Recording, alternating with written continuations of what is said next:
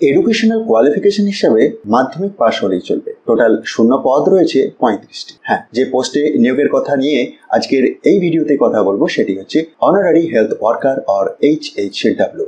1/1/2024 এই তারিখ অনুযায়ী আপনার যদি বয়সটি 30 থেকে 40 বছরের মধ্যে হয়ে থাকে তাহলেই আবেদন করতে পারবেন। শুধুমাত্র মহিলা প্রার্থীদের জন্য এটি, এবং অবশ্যই রেসিডেন্সিয়াল রেস্ট্রিকশনস আছে। নোটিফিকেশনের একবারে যদি প্রথমের দিকে আসা যায়, আপনারা দেখতে পাবেন যে শিলিগুড়ি মিউনিসিপাল কর্পোরেশন এর পক্ষ থেকে এই নোটিফিকেশনটি প্রকাশ পেয়েছে।